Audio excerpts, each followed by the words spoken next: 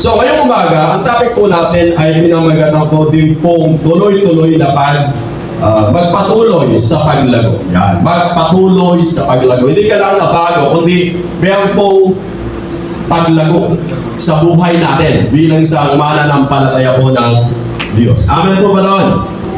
So mahalaga, makita po natin. So sabi po dyan ay magpatuloy sa paglago. So lahat ng bagay dito sa ibabaw po ng lupa ay may nagaganap na paglago. Sabi ko nga, yung buhay po natin bilang tao na nabuhay dito, meron pong paglago na naganap, di ba? Nung ipinanganak ka, baby ka, ngayon, malaki ka na at malapit ka na umuwi sa Panginoon kasi may edad ka na. So may paglago na nagaganap. Paging yung sistema po ng mundo, may nagaganap na paglago. Dati, sabi ko nga sa telecommunication, sabi nga sa cellphone na lang. Dati, sabi ko nga, bago ka, kung may kamag-anak ka sa ibang bansa, dati magsusulat ka lang, love letter. Bago makarating doon, 15 days. Bago makabalik, talagang matagal. Kaya yung pong mga nasa ibang bansa, naiinip. Dumating po yung panahon, may PLDT na, pupunta ka ng baliwan upang makatawag ka doon sa iyong minamahal sa buhay. So dumating yung panahon, may cellphone. Nakakausap na po yung mga tao na gusto mong makausap. Ngayon, may video call. Di ba? Nakita po ba natin yung pagkulad sa ating pong panahon? Nandun po yung paglago. At napakalaga, hindi lang po sa mga bagay-bagay yung paglago, kundi higit sa lahat sa pamamagitan ng ating buhay bilang isang mananampalataya po ng Diyos. Amen! Kung dati manipis ka, ngayon makapal ka na. Sa mga pagsalo, sa mga problema at pagsubok sa iyong buhay. Hindi po yung pang kailangan tumagal, saka ka lumipis. Nasabihan ka lang ng konti, nawala ka na. Parang hindi tumago sa buhay pananampalataya. Amen. So tingnan po natin yung talata na binigay po dyan ng Panginoon sa, ito po isang napakagandang talimhaga.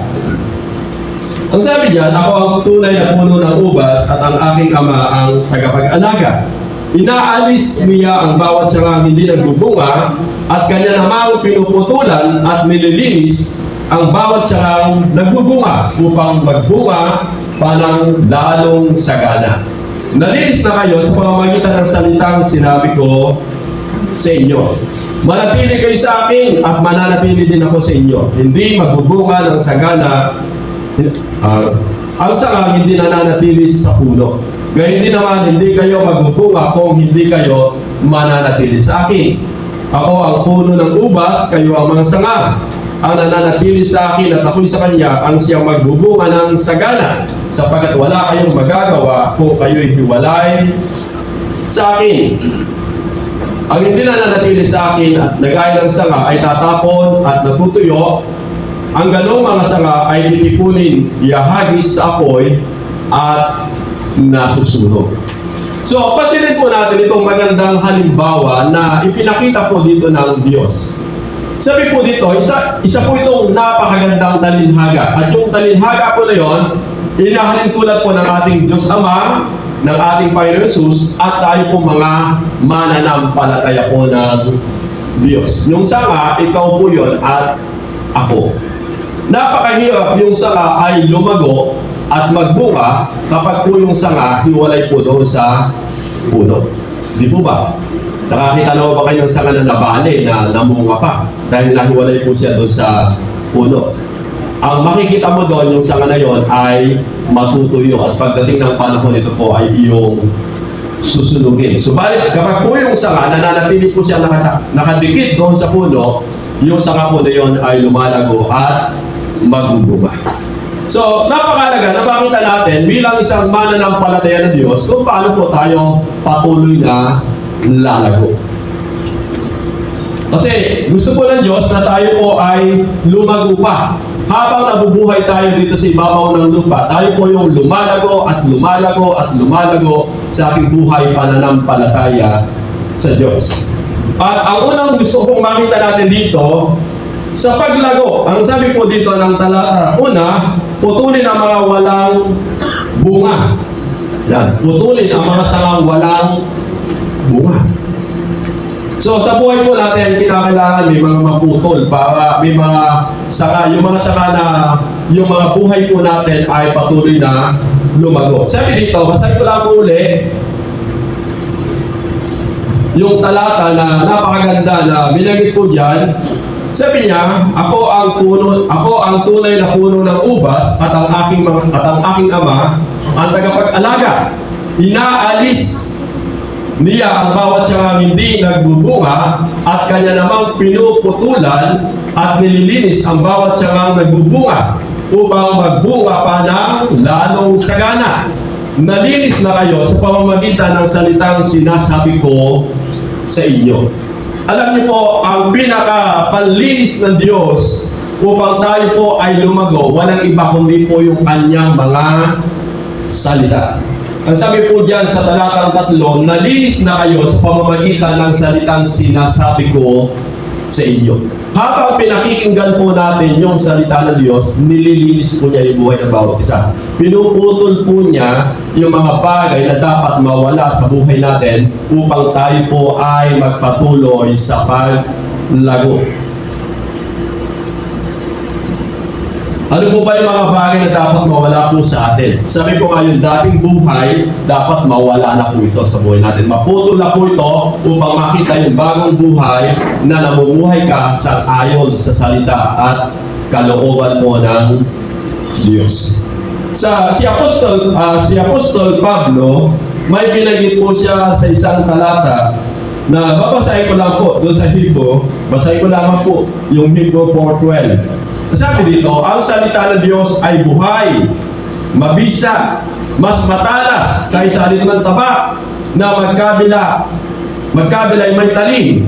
Ito'y tumatagos maging sa kaibuturan ng kaluluwa at espiritu ng mga kasukasuhan at buto at nakakaalam ng mga isip at binabalak ng puso. Sabi na dito, ang salita ng Diyos ay buhay, mabisa, matalas kaysa alinman taba. Kaya, yung salita ng Diyos, kapag napapakinggan mo ito ay tumatago sa puso mo at mula po doon, nililinis yung buhay natin at binabago yung buhay ng bawat isa po sa atin. At mula doon, nandun po yung salitang paglago. Sa buhay pananampalataya, di ba, nung tayo po hindi pa mananampalataya po ng Diyos, nasasaktan po tayo kapag binabagit po yung salitang pagsamba sa mga Diyos-Diyosan. Nasasaktan ka po kasi hindi pa maintindihan. Pero mula po doon, nabago yung ating kaisipan sa pamamagitan ng pakikinig po natin ng salita ng Diyos. Kaya tayo po ay lumago sa buhay pagkakilala at pananampalataya sa Diyos. Dati, sabi ko nga, nung kung ikaw ay talaga nagbibisyo, naglalasing, kapag napakinggan mo na yung salitang paglalasing, nagkakalit ka nung una. Pero kung maintindihan mo at maunawaan mo yung salita ng Diyos, dahan-dahan na bago po yung takbo ng iyong kaisipan. At mula po doon, lumago ka sa iyong buhay pagkakilala at pananampalataya sa Diyos. Amen po ba doon? Tapos, nung una, sabi ko nga sa iyong pananalita, si Pastor naman, laging binabagit niya yung salitang bulaklak ng dila. Yun na lang talaga yung kaligayahan ko. Kapag ako'y natuwa, nagbubuha. Kapag ako'y pinagpala, nagbubuha. Kapag ako'y napisod. Pero nung sabi ko nga, lumago ka at ito ay pinutol ng Diyos, biglang na bago yung lumalabas na sa iyong bibig. Amen po ba doon? Ang sinasabi mo na lang, ay thank you Lord, praise the Lord, hallelujah. Amen. Kahit napisod ka, amen. Wala na pong kalabaw. Kalaki ka ng kalabaw. So, kasi ba, nandun na po yung paglago sa buhay po natin.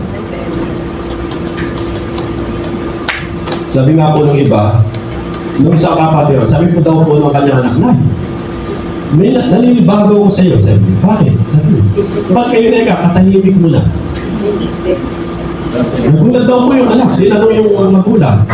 Nanay, sabi niya, bakit kayo na ang tahimik mo na? Ang sabi daw po ng nanay, alam mo na, lahat naman ng bagay nababago. Ibig sabihin, may paglagunan na ganap sa kanyang buhay. Dati, maingay po siya sa loob ng tahanan. Ngayon, tahimik na. Nakikita ko kasi yun eh. kung may paglaguna na nagaganap sa buhay natin bilang isang mananampalataya po ng Diyos. Amen! Naalala ko tuloy yung isang taga dito sa amin. Kasi pinagmamalaki niya kasi sa akin yun. Alam mo, ato, sabi niya. Yung sabi. Palipito po namin. Alam mo, ato, sabi niya, malakas ako ka maligawin mo. Nakakadalawang kaha ako sa buong maghapon. Sabi niya. Yung chess man, dito rin tayo. Desisenta. Pinagmamalaki. Tapos dumating yung panahon. Nagkasakit. Alakas ng katawan nun kasi mula dito sa atin, nagbibisikleta hanggang doon sa bayan. Pinapampasyanan natin. Nung nagkasakit, sabi niya, nung nakita kami, ako, sabi niya, masama pala ka sa katawan yung sigarilyo. Bakit? Hindi na po siya makapaglakad eh.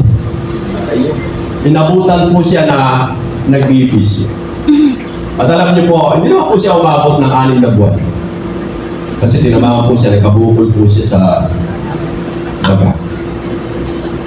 Kaya yun ba, minsan, pagka sinabi mong kapatid, makalaya ka na sa bisyo. Kasi sabi ng Bible, hindi mo ba alam na yung katawan mo, templo ng banal na spirit mo. Kapag giniba mo yan, igigiba ka din ng Diyos. At sabi nga ng Biblia, ang nagbabago sa buhay ng isang mananampalataya, walang iba kundi po yung kanyang salita. Kaya magpasalamat po tayo kapag po tayo ay itinutuwid sa pamamagitan ng salita po ng Diyos. Amen. Kasi sabi ng Bible, ang pananampalataya ay bunga ng pakikinig at pakikinig at pakikinig ng salita po ng Diyos. Nakita ko po yung mga tao talagang lumago, maging sa school, sila po yung mga tao nag-aaral, sila po yung mga tao nakikinig, sila po yung mga taong sumusunod, kaya makita mo, lumalago po sila sa kanilang buhay bilang mga estudyante. Ganun din po sa buhay pananampalataya sa Diyos. Napakalaga na tayo yung nag-aaral po ng salita ng Diyos, makikinig ng salita ng Diyos, sinusunod po natin yung salita ng Diyos upang tayo po patuloy na lumago. Bagamat tayo bilang mga mananampalataya, mayroon po tayong kalayaan. May kalayaan kang sumunod, may kalayaan kang hindi sumunod. Kaya lang, tayo din po yung makikinabang kung tayo po yung susunod at kung tayo din po ay hindi susunod. Amen po ba doon? Kaya magpasalamat po tayo kapag po tayo ay tinutuwid sa pamamagitan ng salita po ng Diyos. Mahalaga po yung paglago. Sabi ko nga sa pagdalo na lang sa gawain ng Diyos, napakalaga na lumalago ka. Kung dati sa isang taon, ang absent mo ay 5, sikapin mo sa isang taon, 1 na lang. Ibig sabihin nun, kapag nagagawa mo yun, lumalago ka sa pagdalo sa gawain ng Diyos. Amen! Kung dati hindi ka nagbabasa ng Bible, nagbabasa ka lang tuwing linggo. Abay, kung nagbabasa ka na ngayon, kahit napaputol-putol lang everyday, ibig sabihin may paglago na nagaganap sa buhay mo. Amen po ba doon? Kung dati nananalangin ka lang bago matulog, at ngayon nananalangin ka pagkagising mo na bago ka kumain, may paglago na nagaganap. Amen po ba doon? Hindi dati, nung una ka mananampalataya, nananalangin ka bago ka matulog, bago ka umalis, bago ka kumain, tapos ngayon nakakalimutan mo na. Mukha ka hindi ka lumalago. Sabihin mo nga sa iyo katabi, magpatuloy tayo sa paglago, katabi.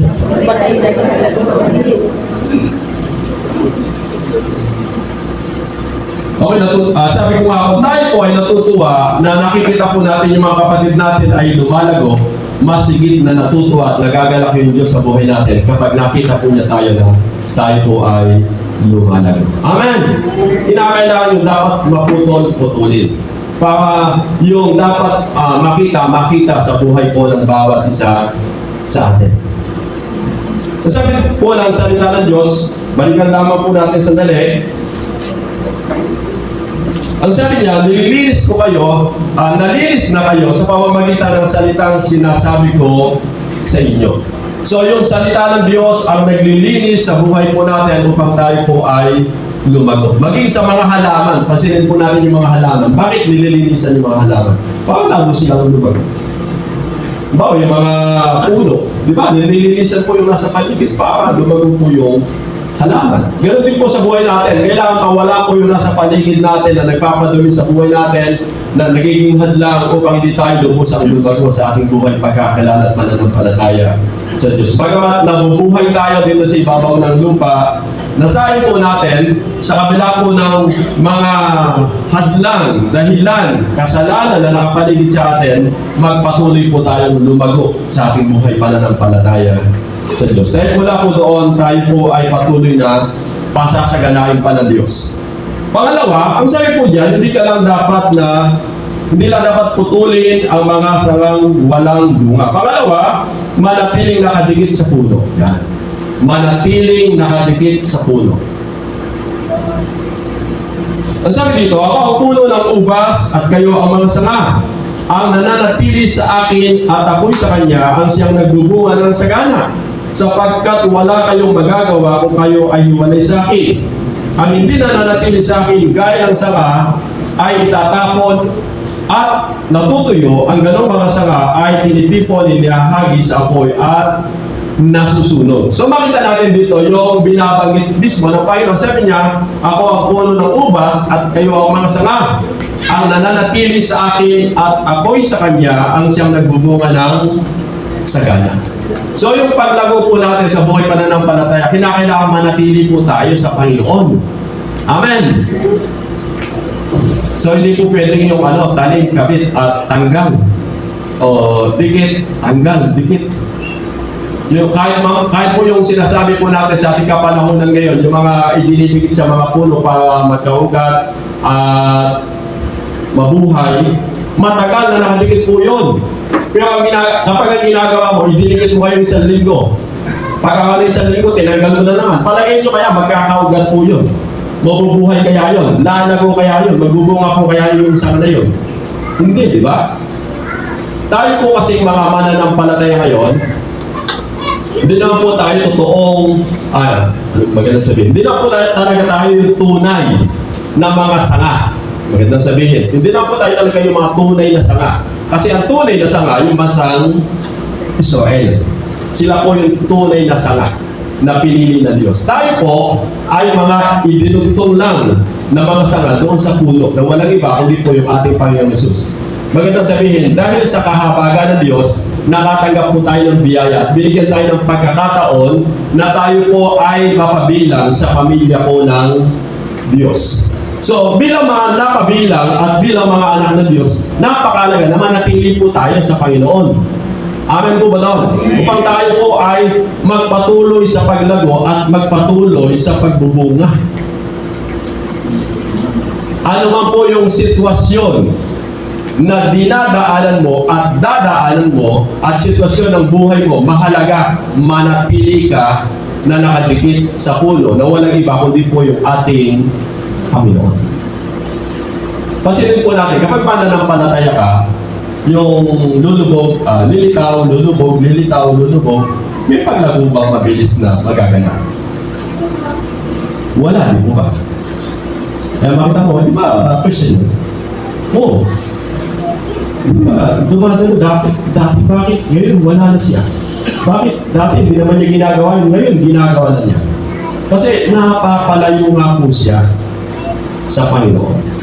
Kaya normal sa buhay po ng isang mananampalataya, kapag nalayo ka sa Panginoon, nandiyan po talaga yung kaaway na gusto kanyang ibalik doon sa dati mong pamumuhay. At mapagtatagumpayan mo lang yung lahat ng bagay niya kung mananatili at mananatili ka sa Panginoon. Kasi nandiyan po yung Panginoon na inaalagaan ka at pinagpapala ka.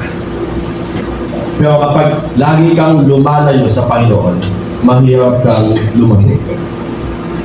Kahit nga sa eskwelahan, pumasok ka ngayon, tapos kinabukasan, hindi ka pumasok. Palagay mo kaya, magiging maayos yung pagiging estudyante mo. Yung pagiging estudyante mo, pagdating kaya ng graduation, kasama ka kaya? Malamang, 50-50. So, kung titingnan natin, realidad sa buhay po ng isang tao, maging sa buhay pananampalataya, nakikita po natin ito na nagaganap. Kaya, ang sinasabi sa atin ng Panginoon, ang sabi niya, ako ang puno ng ubas at kayo ang mga sanga. Ang nananatili sa akin at ako'y sa kanya ang siyang magbubunga ng sagana.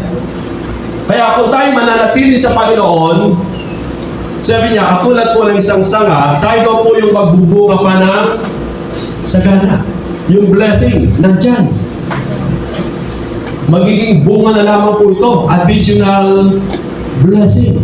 Hindi po ikaw yung magdadagdag, kundi yung Panginoon ang magdadagdag sa iyo ng iba yung biyaya. Kasi automatic po yun, di ba?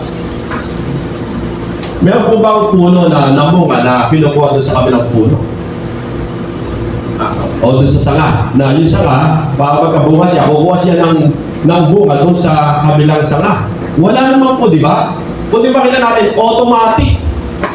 Yung sanga na nakatipid doon sa puno, pagdating ng tamang panahon, ito po ay nagbubunga. Kaya hindi po imposible o hindi po mahirap na yung isang totoong mananampalataya ay magbunga po siya ng sagana kasi nakadikit po siya doon sa pinagmumulan ng biyaya. Kaya po yun yung sinasabi na additional blessing. Kasi yun yung sa pinagmumulan ng lahat ng biyaya. Amen po ba lang? Yung buhay natin, yung lakas natin, abilidad natin, kabuhayan po natin. Siya po yung nagbibigay po ng lahat ng bagay niya. Kaya kapag inuna mo yung nagbibigay, dadali na lang po sa iyo yung mga bagay na ibibigay. Subalit kapag lumalayo ka doon sa nagbibigay, ikaw na po yung maghahanap sa mga bagay na yung pangangailangan. Kaya napakalinaw na sinabi ng Panginoon, sabi niya, ako ang puno ng ubas, kayo ang mga sanga. Ang nananatili sa akin at ako'y sa kanya, ang siyang magbubunga ng sagana, sapagkat wala kayong magagawa kung kayo ay hiwalay sa akin. So, para po tayo patuloy na lumago, manatili po tayo sa Panginoon. Wala pa akong nakita na totoong mananampalataya ng Diyos na siya po yung naging totoo na hindi siya pinagpala ng Diyos. Diba? Patotoo yan sa Bible. Sabi po ni King David, ako'y naging bata at ngayon ay matanda na.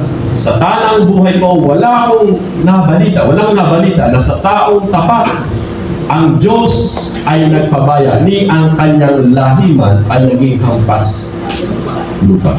Wala, sabi po ni David. Ibig sabihin, patotoo po ni David yun. Maging sa ating kapanahonan ngayon, may nadinig na po ba kayo nagpatotoo sa unahan?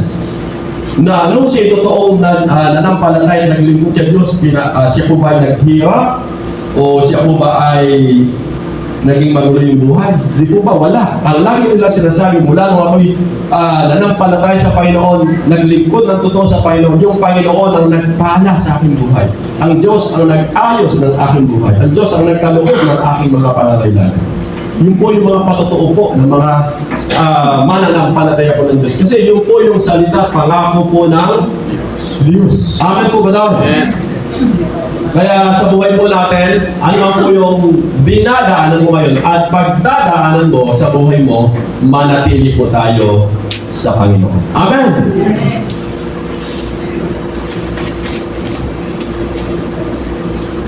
Kasi maging yung sanga na nakikita mo sa labas, hindi na pwedeng iwasan na mainit, umuulan, bumabagyo, malakas yung hangin, na pagtatagumpayan po niya yung lahat ng bagay na yun kasi nakadikit po siya doon sa tulo. Ganun din po sa buhay natin. Kaya po natin mapagtagumpayan yung lahat ng bagay na dinadaanan natin at pagdadaanan natin kung tayo po ay mananatili sa ating Panginoon. Amen! Kaya kung tayo po hiwalay sa Diyos, wala po tayong magagawa. Ang sasabihin mo na lang, Lord, suko na po. Babalik na po ako sa iyo. Kasi wala po akong magagawa talaga. Kaya yun po, yung sinasabi natin, manatili, sabi nga manatiling nakadikit sa puno. Kasi kung minsan talaga yung tao, yan lumalayo.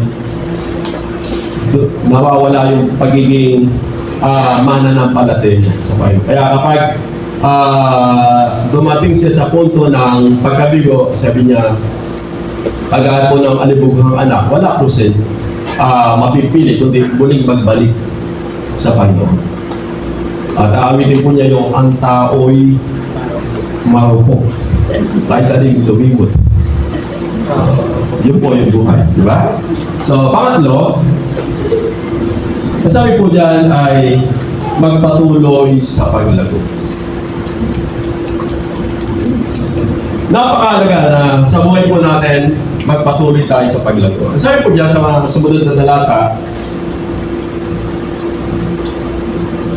7. Kung nananatili kayo sa akin at nananatili sa inyo ang aking mga salita, hingin ninyo ang anumang nais ninyo at matutupad iyon para sa inyo.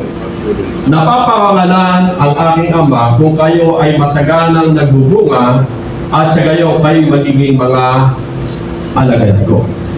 Ang sabi dito ng Panginoon, sabi niya, kung mananatili kayo sa akin at nananatili sa inyo ang aking mga salita, hingin ninyo ang anumang nais ninyo at matutupad iyon sa inyo.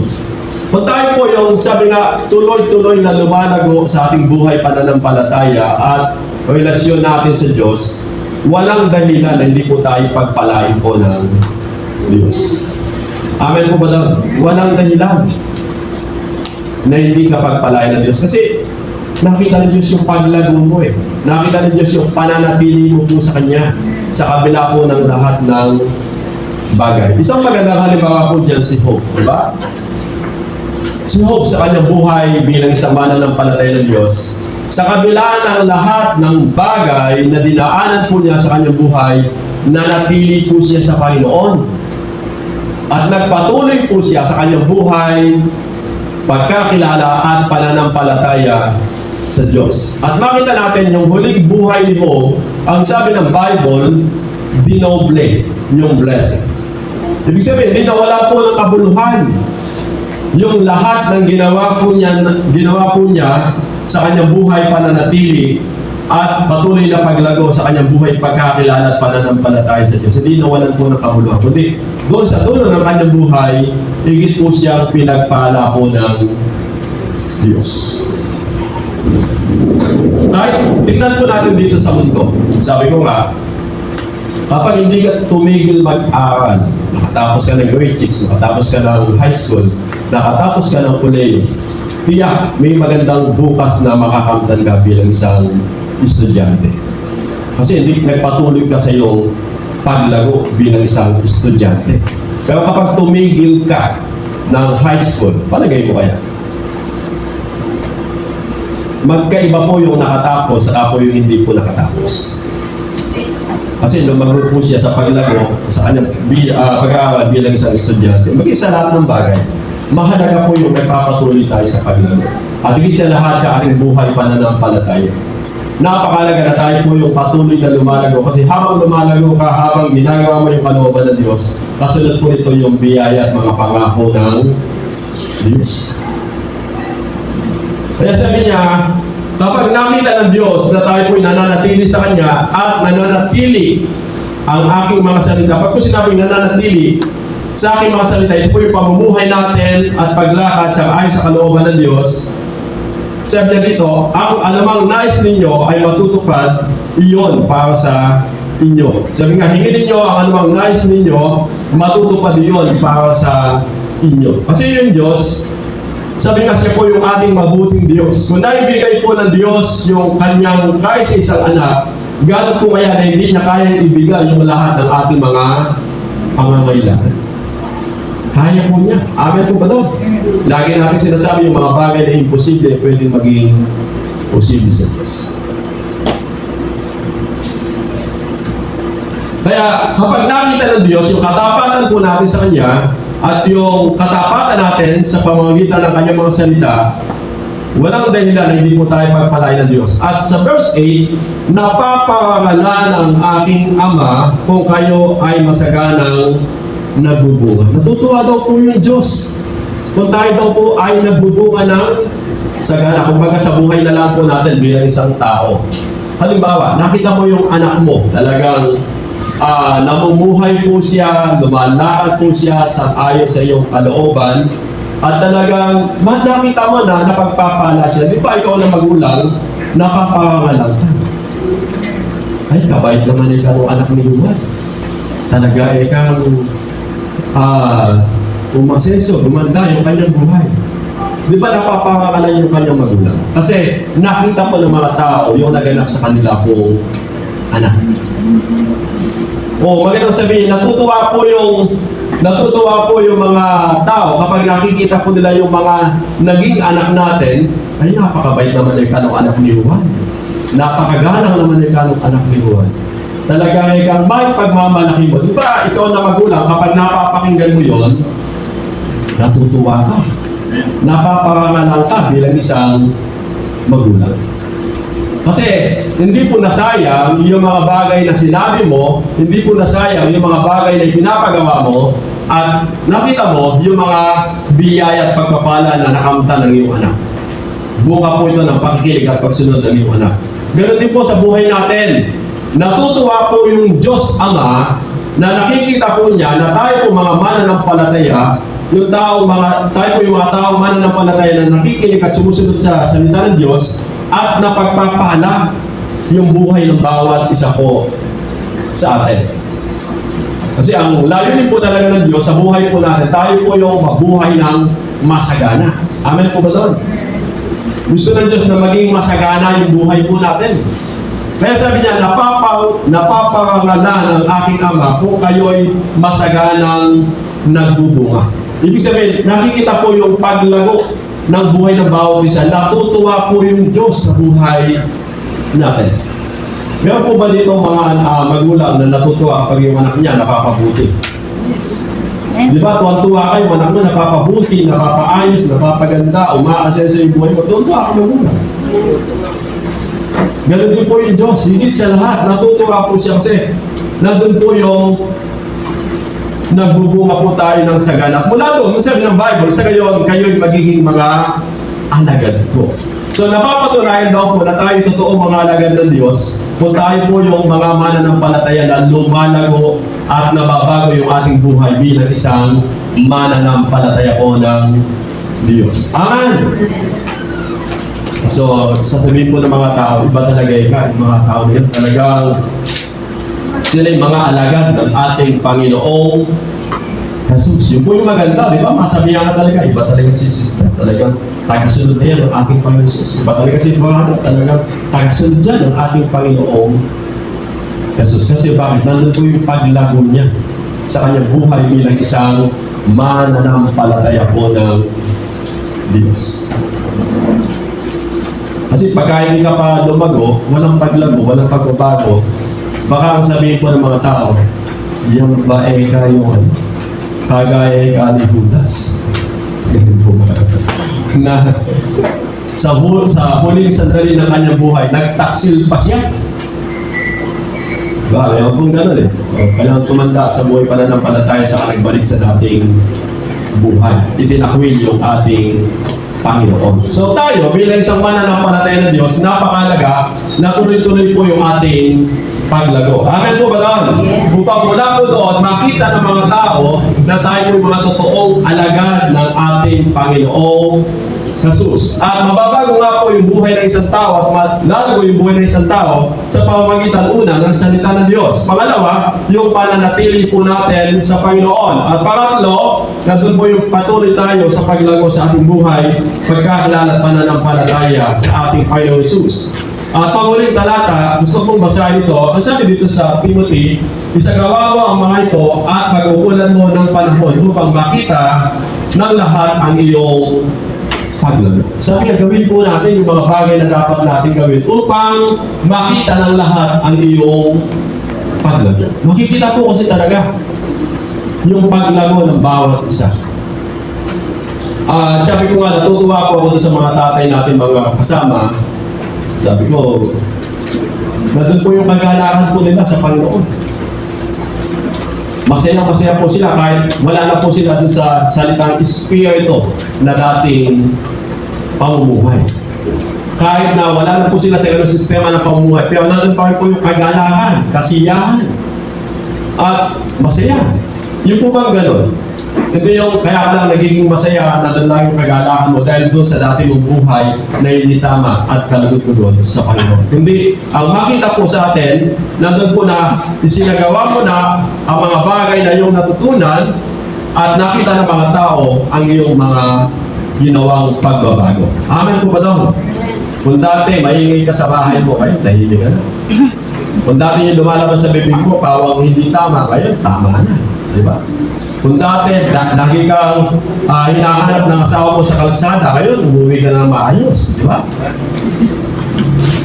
Yung po ba may paglago, may pagbabago. At alam ko po, sabi ko nga, hindi lamang po yung ating physical na katawan ang pagpapalain ng Diyos, maging yung ating buhay, financial, material, ay patuloy na pagpapalain pa ng Diyos. Amen po, malawan. Dahil sabi nga natin, ang Diyos po natin ay napakabuting Diyos, at ang Diyos po natin, siya po yung kaya mag-supply at magkaloob ng lahat pa ng ating mga pangangailangan sa buhay. Ang mahalaga, manatili po tayo sa Panginoon. Amen!